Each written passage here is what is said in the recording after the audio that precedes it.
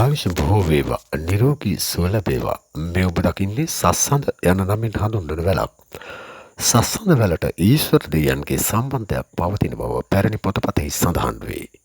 සස්සඳ වැල ආතරයිටිස් රෝගී තත්ත්වයන්ට සර්ප වෙදකමට සෙම් රෝග සඳහා මෙන්ම වෙනත් වෙදකම් සඳහා යොදා ගැනේ. වසංගත රෝගවලින් ආරක්ෂා වීම සඳහා දුරාතීතයේදී පැරැන්නෝ සස්සඳ වැලෙහි කැබැල්ලක් ඉනේ සහ අතේ බැඳගෙන සිටි බව ඇතැම් දෑවල සඳහන් වේ. නාග විස සඳහා සස්සඳ වැල සහමුලින්ගෙන කොටා යුෂ රැගෙන හීනටිහාලෙන් කැඳ සාදා දෙනු ලබන බවක් පැරණි පොතපතෙහි සඳහන් වේ. සස්සඳ ස්නායු උත්තේජක ඖෂධයක් මෙන්ම රුධිරය අපිරිසිදු වීමෙන් හටගන්න රෝගාබාධ සඳහා ඉතා ගුණදායක බවක් සඳහන් වේ.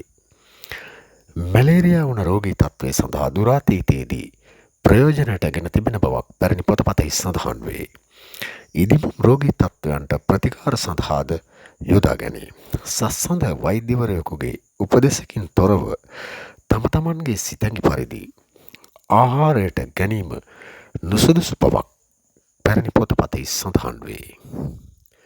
ඔබට කතා කළ මම පාරම්පරික හෙළ වෛද්‍යන්ගේ අබේවර්ධන වීඩියෝ හොඳයි සිතේ නම් සබ්ස්ක්‍රයිබ් කරන්න, තව කෙනෙකුට නැරඹීම සඳහා ෂෙයා කරන්න.